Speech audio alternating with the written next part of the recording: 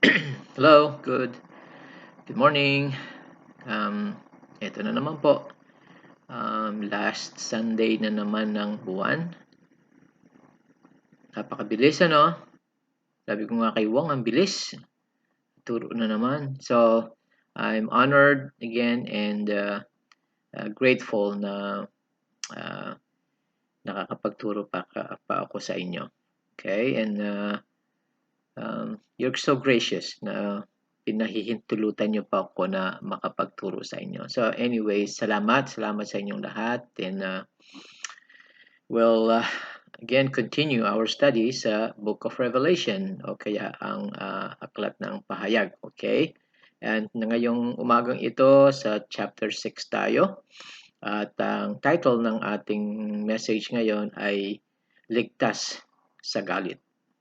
Tayo ay ligtas, tayo ay ligtas sa galit ng ating Panginoon na ibubuhos niya sa mundong ito na patuloy naghihimagsik malaban sa Kanya. Okay? So, ligtas tayo. Be comforted sa message na ito. Okay? Although marami ang makikita nating kaguluhan dito, kamatayan lahat-lahat, pero hindi tayo kasali doon. So, pasalamat tayo sa ating Panginoon. So, let's pray. Okay? Father, salamat po sa again sa oras na ito, panahon ito, kahit na hapon dito, umaga sa Pilipinas, so Lord, sa inyo ang oras, so Lord, ay pantay-pantay lamang, O Lord. So, salamat po sa blessing na ito na maipag-aralan namin ang inyong salita, lalong-lalo na ang mga mangyayari, O Lord, na na ang aking nasa ng aking puso ay ang makita namin, Lord, maunawaan namin ang inyong kagandahang loob sa amin na ililigtas nyo kami sa mga mangyayaring ito, Lord. Ang mga huling araw ng daigdig na ito, Lord. So, salamat po, Lord, sa inyong kaligtasan na ibinigay nyo sa amin. Idinulot nyo sa amin dahil sa inyong pagkamatay sa cross ng Kalbaryo. Salamat po, Panginoong Jesus. We love you. We'll praise you in Jesus' name.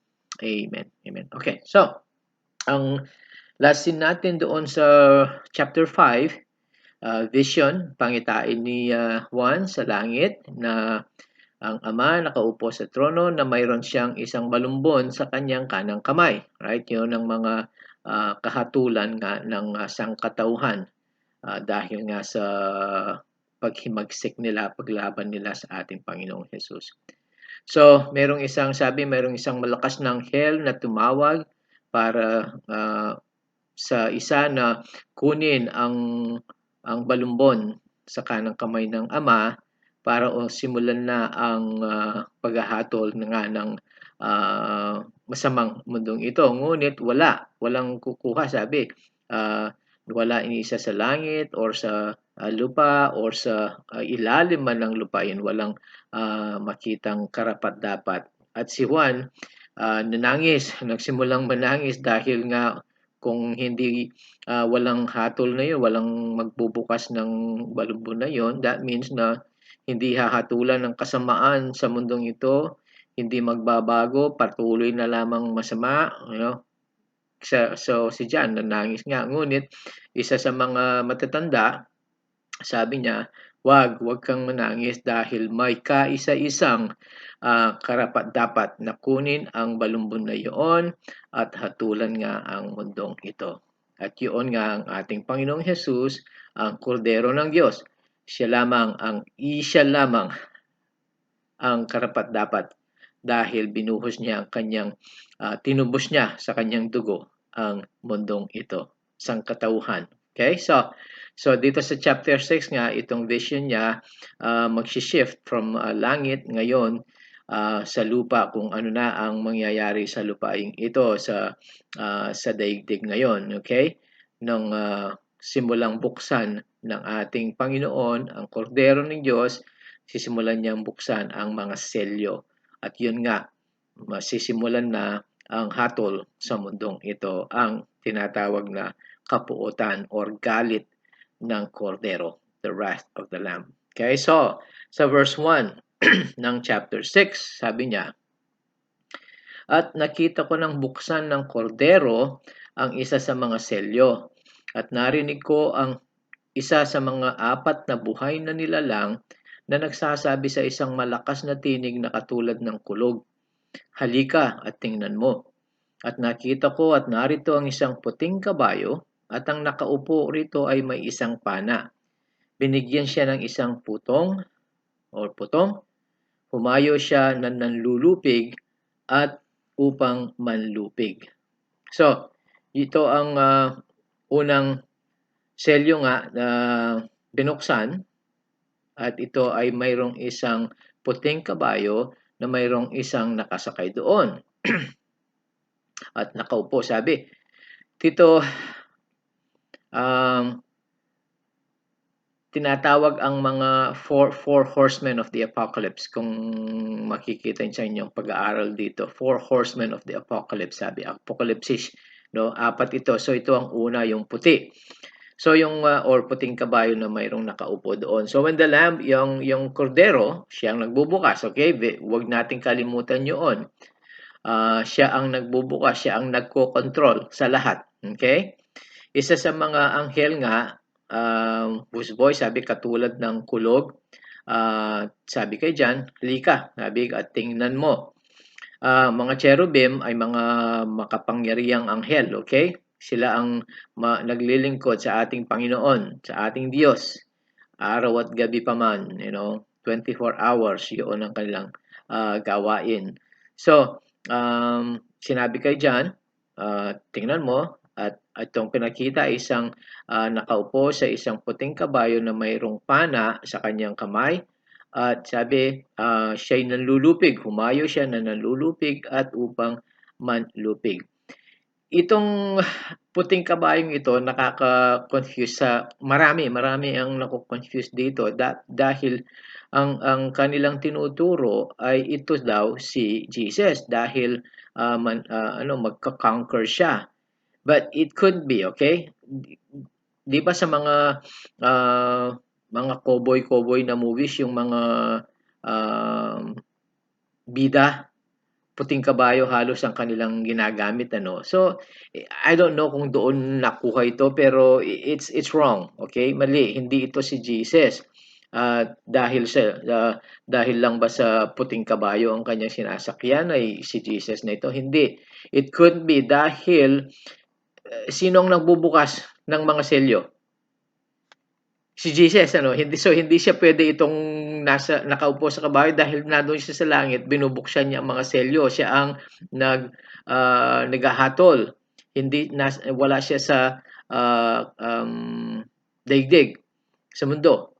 Itong rider na ito, itong nakaupo dito, sabi, merong isang putong. Si Jesus, marami ang kanyang putong, okay? We will see that sa Revelation 19. Marami ang kanyang mga crowns.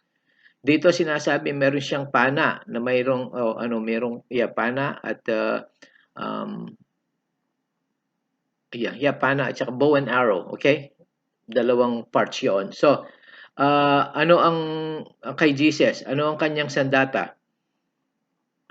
Sword, tabak ng ang kanyang salita, right? Kasi ang kanyang salita is more powerful, mas makapangyarihan ang kanyang salita kaysa kaanumang weapon, sandata na gawa ng tao. So, hindi siya Jesus. Meron pang itong nakaupo sa puting kabayong ito ay possibly ay ang Antikristo.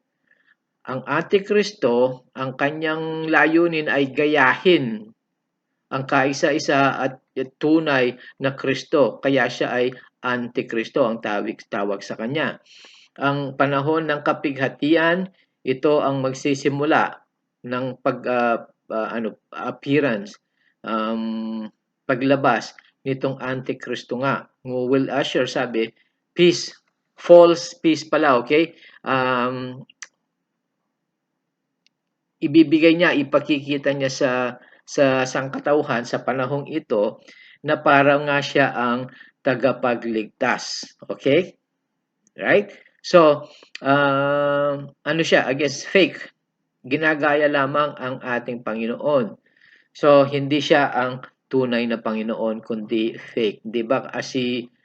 si Satanas, ganun, well, ang kanyang kapangyarihan ay galing kay Satanas, Ang Antikristong ito, hindi niya maihahayag ang kanyang sarili hanggat hindi maaalis ang iglesia, ang tunay na iglesia ng Panginoon sa mundong ito.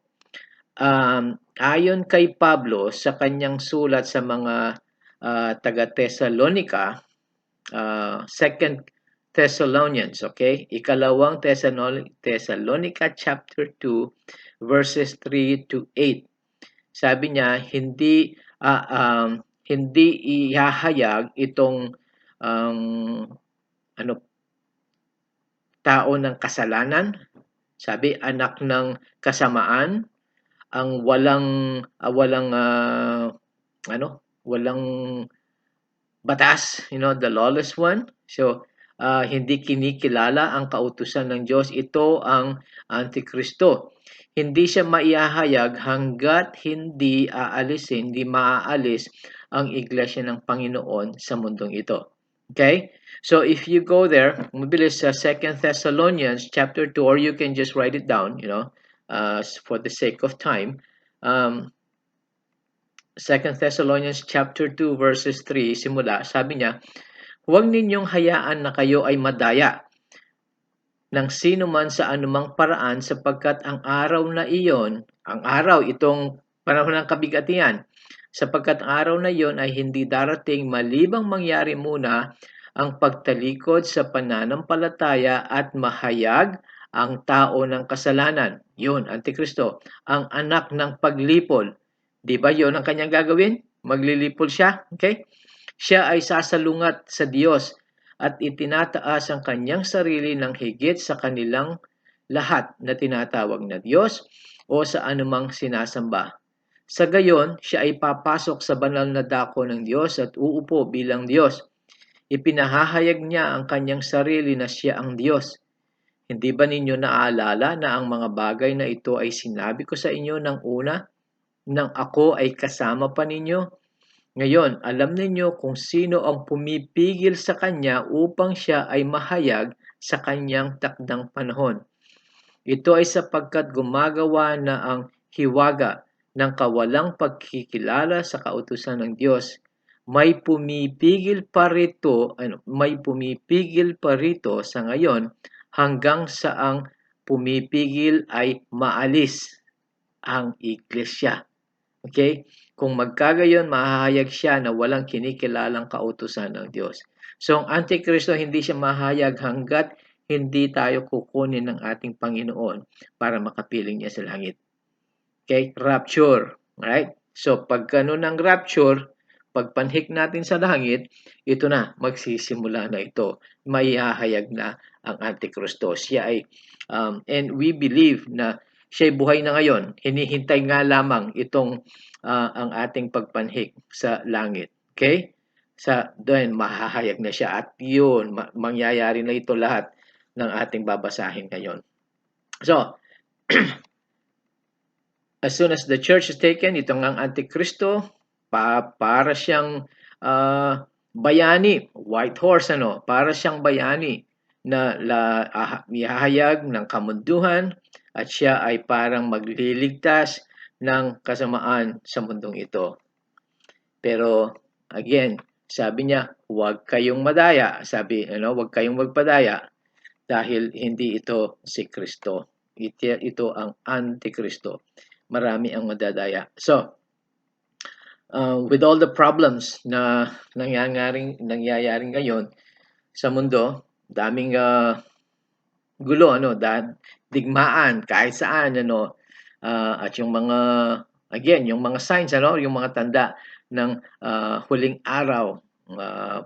Lately lamang may sa Taiwan, yung napakalaking earthquake sa Taiwan, right? Tapos dito sa US, mayroong 2 earthquake na nangyari din dito. So, perfect ang timing na lalabas, ihahayag itong Antikristong ito na magpapanggap na bilang tagapagligtas ng sangkatauhan. Ngunit nga, ang nakakalungkot is that marami ang kanyang ang madadaya niya. Okay? So, all about this guy, this Antichristo, all about him is fake. Kabulaanan, ang kanyang gagawin dahil siya ang kanyang ang magbibigay ng kapangyarihan sa kanya ay si Satanas mismo. Siya ang ama ng father of lies, kasinungalingan, ama ng kasinungalingan. Siya ang devil mismo. Makikita natin yun. Okay, so verse 5, verse 3. Nang buksan ng kordero ang ikalawang selyo, narinig ko ang ikalawang buhay na nilalang nagsasabi, sinabi niya, halika at tingnan mo. At isa pang kabayo ang lumabas, ito ay pula.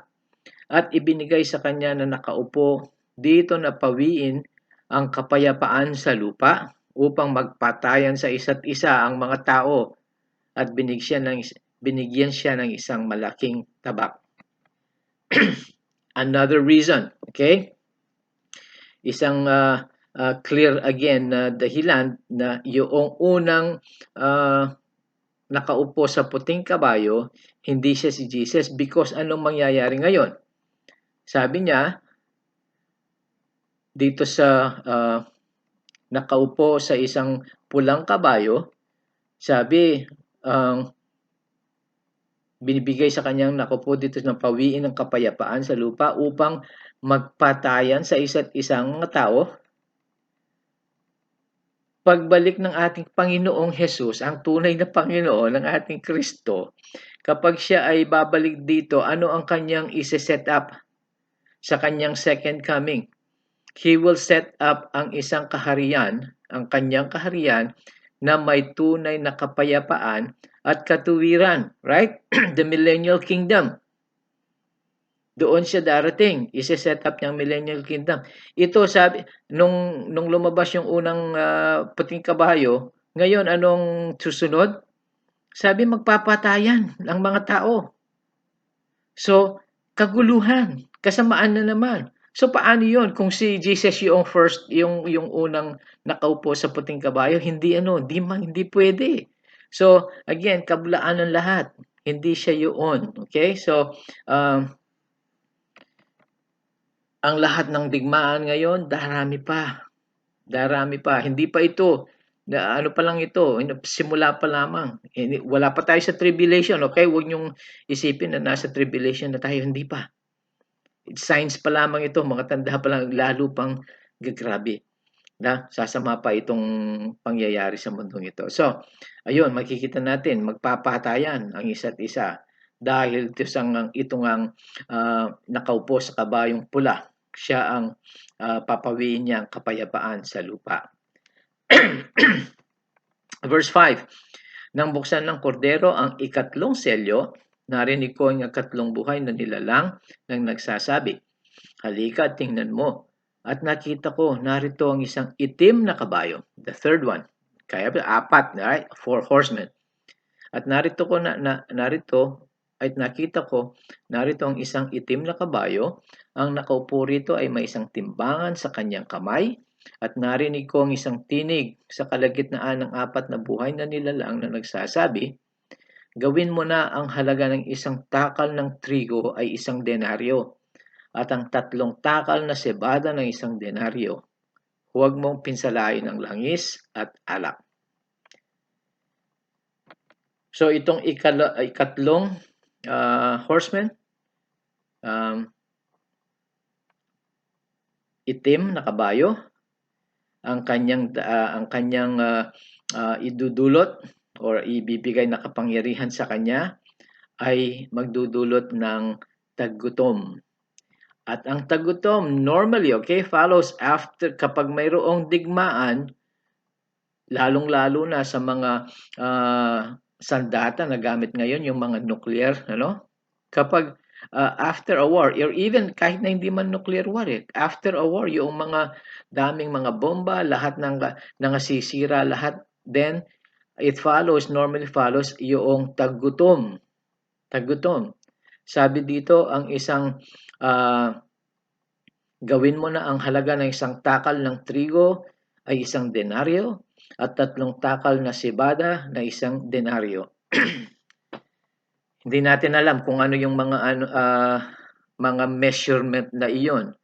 Pero ito ang clear dito, okay?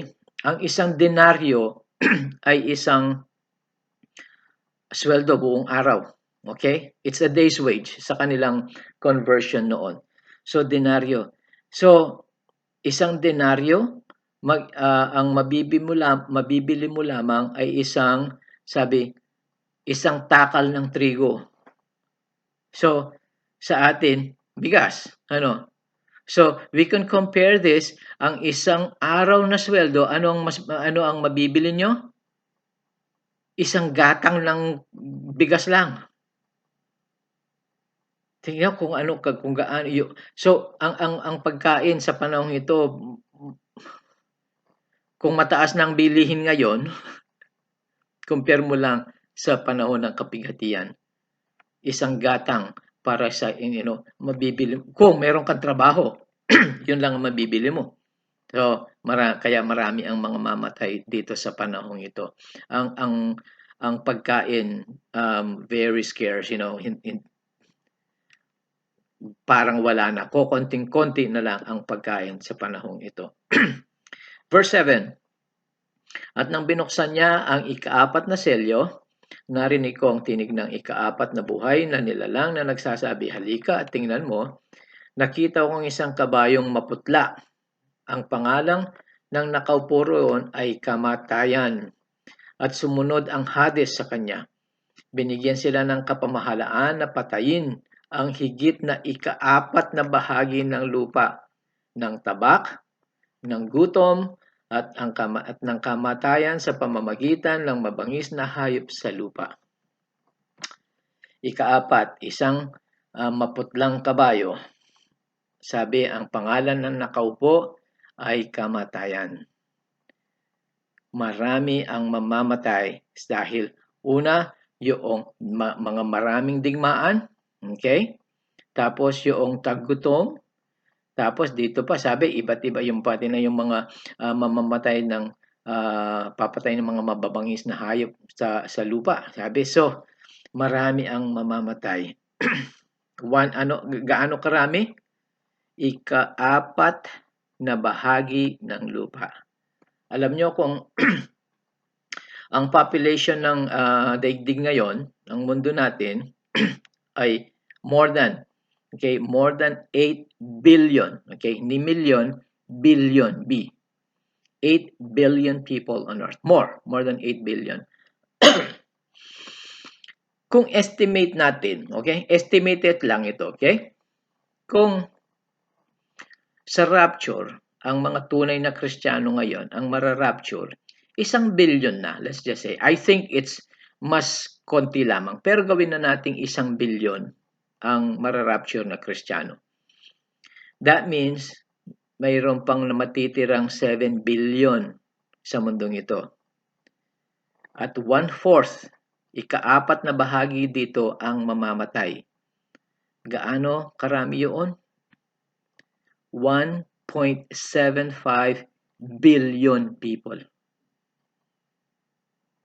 1.75 billion na tao ang mamamatay dito sa ilang selyo pa lamang. Excuse me. Ito na naman.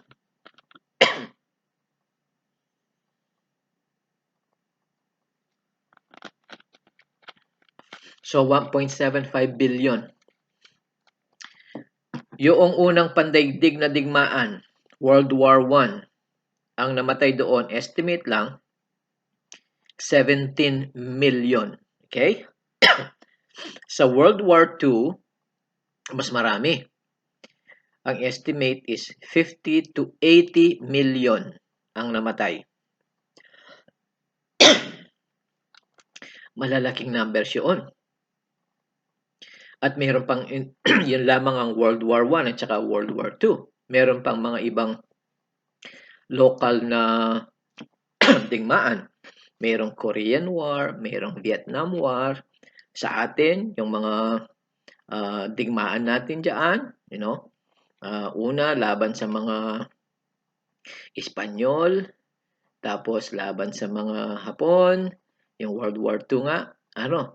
Kung pagsasamahin na natin lahat ang mga nangamatay sa mga digmaan na iyon, hindi man mako-compare dito sa bilang ng mamamatay sa iilang selyo lamang na ito, 1.75 billion. Could you imagine? Meron kayang lugar na maililibing ang lahat ng mga mamamatay na ito?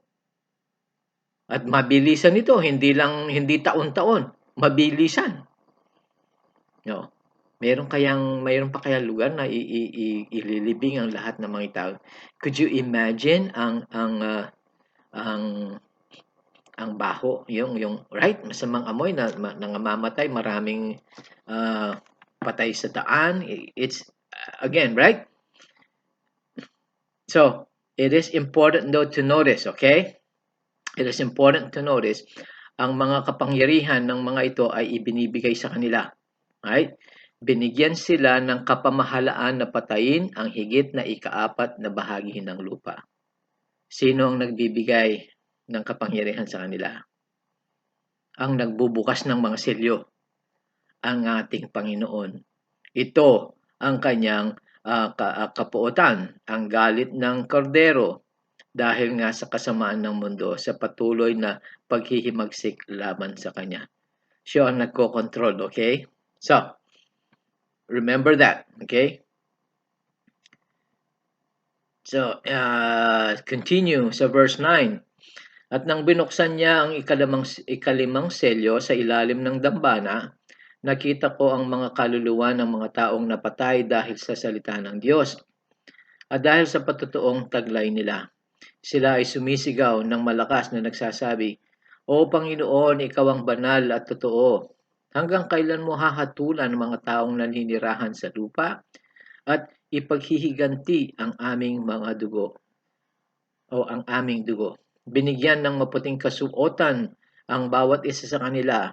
Sinabi sa kanila na magpahinga muna sila ng kaunting panahon hanggang ang bilang ng kapwa nila alipin at mga kapatid na papatayin ng katulad nila ay maganap. So, ang ikalimang selyo, inihahayag yung mga kaluluwa ng mga papatayin sa panahon ng kapighatian. Okay? Merong mga maliligtas pa sa panahon ng kapighatian. Pero ang kanilang kaligtasan ay sa pamamagitan ng kamatayan. They will be martyred. Papatayin sila dahil sa kanilang sa testimony nila sa ating Diyos at ang kanyang salita. Let me read that again. Nakita ko ang mga kaluluwa ng mga taong napatay dahil sa salita ng Diyos at dahil sa patutuong taglay nila. So, they will be martyred. Ngayon, hindi pa sila, ito silang yung mga hindi pa buong-buong sumusuko sa ating Panginoon. Hindi pa tinanggap ang ating Panginoon bilang tagapagligtas nila. Naniniwala pero hindi nananampalataya. Merong malaki ang kaibahan nun, okay? Naniniwala sila pero hindi sila nananampalataya. At marami ang mga taong ganoon, iba't ibang relihiyon, kahit na sa tinatawag na Christian churches, marami ang mga naniniwala pero hindi nananampalataya. So, ito, marami sa kanila ay hindi sila mararapture, maiiwan sila dito sa mundo at sila ay papatayin dahil sa kanilang mananampalataya sa panahon ng kapighatian. So, they are referred to as the tribulation saints. We'll see that in next chapter 7, okay? Tinatawag silang tribulation saints. Yung mga hindi tatanggap ng marka o tanda ng halimaw, ng Antikristo. Okay? Hindi dahil kung wala yung tanda yun, yung tinatawag na mark of the beast, tanda ng halimaw or marka ng halimaw, Kung wala ka noon, hindi ka tatanggap doon, hindi ka makakapamili, wala kang magagawa, mamamatay ka, and hahantingin ka, papatayin ka kung wala yung marka sa iyo. So ito ang mga hindi tatanggap ng markang iyon at sila ay maliligtas sa pamamagitan ng kamatayan. Okay, so itong mga hinihintay ng mga kaluluwang ito ang paghihiganti ng ating Panginoon para sa kanila. Pero sabi ng Panginoon, maghintay muna kayo konti hanggat hindi mamamatay ang kapwa nilang alipin. Marami pa yung mga mamamatay. Marami pa yung mamamatay dahil sa kanilang pananampalataya sa panahong iyon. Okay? So, the Lord knows, alam ng ating Panginoon, alam ng Kordero, exactly kung sino ang sa Kanya, kung sino ang mananampalataya sa Kanya. Kahapon, noon, yesterday, today, at hanggat magpakailan pa man, kung sino ang mananampalataya sa Kanya. So, ang tanong ko lamang dito is, bakit ka pa maghihintay sa panahong iyon na manampalataya sa ating Panginoon? Bakit hindi pa ngayon? Kasabi ko kanina, marami yung mga naniniwala sa Panginoong Hesus, ngunit hindi naman nananampalataya. At maiiwan sila sa at makakaranas ng panahon ng kapighatian.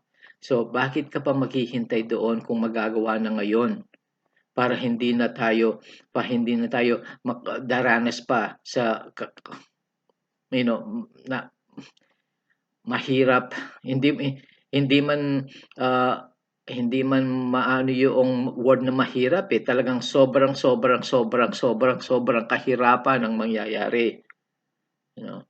Bakit ka pa hindi manampalataya ngayon? Tunay, okay? Tunay naman ng palataya, wag lang naniniwala. Ngunit manampalataya na ibigay ang buong kabuuan natin sa ating Panginoong Hesus, Sabi nga, mayroong mga tao na nagsasabi, mamamatay na ako kapag nandoon na ako, mamamatay ako para kay Jesus. It's to me kinda hindi gaanong magandang kaisipan yun, na yes, pupunta ako doon, mamamatay ako para kay Jesus. Pero tingnan niyo naman, kung hindi sila makakapamuhay para sa ating Panginoong Jesus ngayon, sa panahon natin, kung hindi nila kayang mamuhay para sa Panginoong Jesus, pamumuhay na banal para sa Panginoong Jesus, what are the chances? Ano ang tsansa nila na mamamatay sila, ipagtatanggol nila ang Panginoon, ang ebanghelyo ng Panginoon sa panahon ng kahirapan? Ngayong hindi pa gaanong mahirap, pinagkakailan ng Panginoon sa buhay nila. Doon pa sa talagang napakahirap na panahon, sabi ko nga, sobrang kahirapan. Very difficult, very difficult. So, kung hindi pa tunay na nananampalataya ngayon, gawin na dahil darating na itong panahong ito. At ito simula pa lamang ng mga hatol, okay? Hindi pa ito, selyo pa lamang ito. Merong mga trumpetang kahatulan ng trumpeta na darating. Pag-aaralan natin yan. Merong mga mangkok ng kahatulan. Simula pa lamang ito. So, kung hindi pa tunay na nananampalataya sa Panginoon, wag nang ipawalang bahala. Do it now. I beg you. Okay? I beg you, kung sino man, kung meron man dyan sa atin na hindi pa tunay na nananampalataya, ibigay na ang buhay sa Panginoon. Maglingkod na sa Kanya ngayon pa man. So, para hindi na maligtas na tayo sa galit ng Panginoon na darating. So, we're running out of time na, overtime naman tayo. Verse 12, bilisan natin ng konti. At nang binuksan niya ang ika-6 na selyo, narito isang malakas na lindol. Ang araw ay naging maitim na katulad ng magaspang na damit na mabalahibo. Ang buwan ay naging katulad ng dugo. Ang mga bituin sa langit ay nahulog sa lupa katulad ng pagkahulog ng mga bubot na bunga ng punong igos kung inuuga ng isang napakalakas na hangin. Ang kalangitan ay nawalang katulad ng balumbong nilulun. Ang bawat bundok at bawat pulo ay naalis sa kinalalagyan nila. At ang mga hari sa lupa, mga dakilang tao, mga mayaman, mga pinunong kapitan, mga makapangyarihan, ang bawat alipin at bawat malaya ay nagtago sa kanilang sarili sa mga yungib at sa mga bato sa kabundukan. Sinabi nila sa mga bundok at mga bato, bagsakan ninyo kami, itago ninyo kami mula sa mukha ng nakaupo sa trono ng Diyos at mula sa puot ng kordero, sapagkat dumating na ang dakilang araw ng kanyang puot. Kaya sino nga ang makakatagal? See, sabi ko na, sasama pa ang mangyayari sa mundong ito.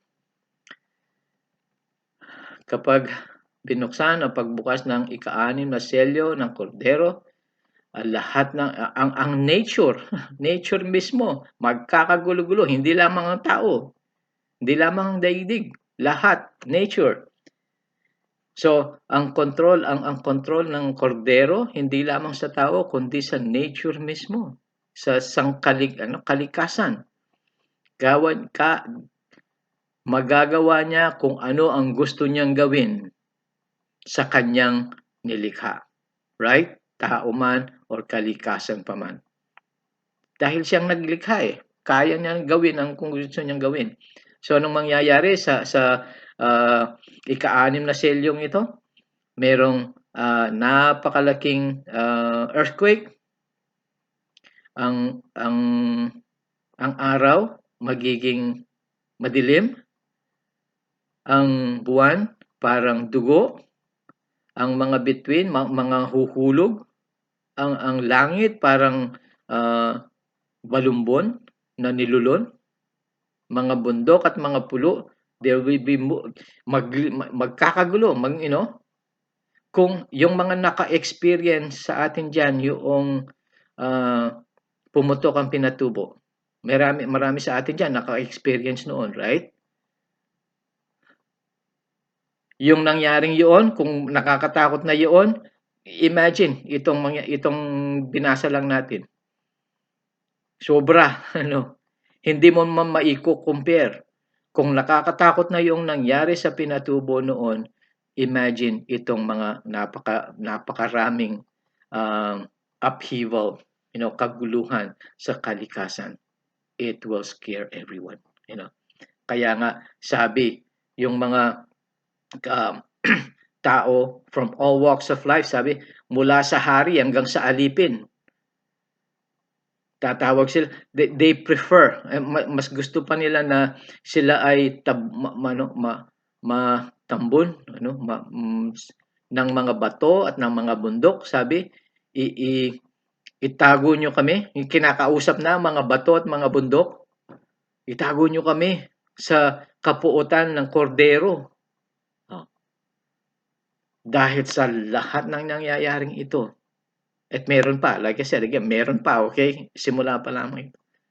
Sabi, itago nyo kami, bundok, mga bato, itago nyo kami sa puot ng kordero. This is the terrible consequence. Ito ang kabayaran dahil sa pagtanggi sa pag-ibig ng ating Diyos sa pamamagitan ng kanyang anak, ang ating Panginoong Hesus Kristo, ang kordero ng Diyos. Pero isa itong proof na ang church, tayo, yung mga tunay na nananampalataya, hindi tayo makakaranas nitong panahon ng kapighatian. Dahil nakikita nyo ba ang church na sasabihin sa mga bundok, bato, itago nyo kami sa kordero? Itago nyo kami sa kordero? Takot kami sa kordero? Yun ba ang church? Yun ba ang dapat nating gawin? Yung bang ginagawa ng church? Hindi, Ang actually, yung sa verse, yung pinag-aralan natin, di ba, yung picture ng church, yung mga matatandang, yung 24 na matatanda, which is a picture of the church. Nandoon sila sumasamba. They sing, right? Meron silang worthy is the lamb, karapat-dapat ang kordero, nararapat lamang ang kapangyarihan sa kordero, right? Dito, sabi, itago nyo kami sa puot na, is that the church? Hindi ano. So that's proof na wala ang church sa mundong ito habang hinahatulan ng ating Panginoon. Nandun na tayo sa langit, kapiling niya, na sumasamba sa Kanya. The church, ang tunay na iglesia, dapat desire natin yung makapiling natin ng Panginoon. Hindi yung itago mo kami sa galit ng Panginoon. Hindi ganoon. So, proof na wala tayo doon. Okay? But that's if, again, kung tunay ang ating pananampalataya sa Kanya. And I can't say that for, hindi ko alam yon kung sino. Kung tunay nga o kung peke. But I pray na tayo lahat ay tunay. Okay? Huwag nang ipagpabukas yun. Gawin na ngayon. Huwag lang maniwala, kundi manampalataya. So we will be saved. Maliligtas tayo sa galit at puot ng Panginoong Hesus, ang kordero ng Diyos. So 1 Thessalonians will finish with this. 1 Thessalonians chapter 5 verse 9, ito ay sapagkat hindi tayo itinalaga ng Diyos para sa puot, kundi para magtamo ng kaligtasan sa pamamagitan ng ating Panginoong Hesus. There it is. God did not appoint us to wrath. Hindi tayo itinalaga ng Diyos para sa puot. The church. Ang tunay na iglesia. Romans 5:9. Higit pa riyan, tayo ngayon ay pinaging matuwid sa pamamagitan ng kanyang dugo. Kaya nga, tayo ay maliligtas sa puot sa pamamagitan niya. When that, yung puot na sinasabing yun, ito na ang puot ng kordero ng Diyos. So, magpasalamat tayo sa ating Panginoon dahil iniligtas niya tayo sa puot na darating sa mundong ito na patuloy na naghihimagsik laban sa Kanya. Tayo iniligtas niya dahil sa Kanyang dugo. Tayo ay nanampalataya sa Kanya sa pamamagitan ng Kanyang dugong ibinuhos para sa ating kaligtasan.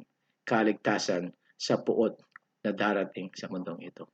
So, kung meron man sa atin dyan na nandun kayo tumitingin, nag-o-observe pa lang kung tunay, huwag na.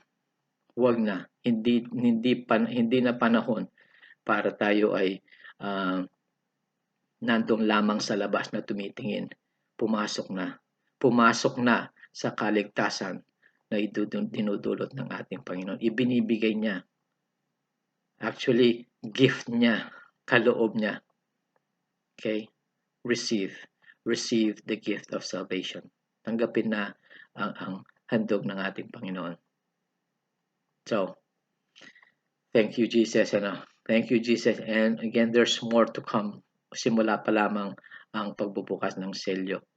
We'll see more. But we thank God. So, Father, salamat po. Salamat po, Lord, na pinakikita niyo sa amin even sa simula pa lamang nitong mga hatol na ibubuhos sa mundong naghihimagsik laban sa inyo, sa sangkatauhan na nilikha ninyo para sa inyong kaluguran, O Lord. Ngunit tinalikuran namin kayo, Lord. Ngunit kami, O Lord, iniligtas nyo. Isinugo nyo ang inyong kaisa-isang bugtong na anak, ang aming Panginoong Hesus. Isinugo nyo para kami ay iligtas. Para siya ay mamatay sa krus ng Kalbaryo at ibuhos niya ang kanyang dugo para kami ay malinis sa aming mga kasalanan. Kahapon, ngayon at bukas pa man, lahat ng aming kasalanan ay nilinis nyo dahil sa inyong dugo, Panginoong Hesus. Salamat po, Panginoong Hesus, at tinupad nyo ang kalooban ng Ama para kami ay maligtas sa kapuotan na darating sa mundong ito, Lord. Lilinisin nyo ang mundong nilikha nyo, Lord, at ibabalik nyo sa inyong sarili. Salamat po, Panginoong Hesus, sa inyong handog ng inyong buhay para kami maligtas. We love you, Lord. We praise you. In your name we pray. We adore you, O Lord Jesus. Amen. Amen. Thank you. Thank you so much. And I pray na we'll see each other soon again. If not here on earth, mas gusto ko sa langit na, no? Magkapiling-piling tayo lahat sa langit.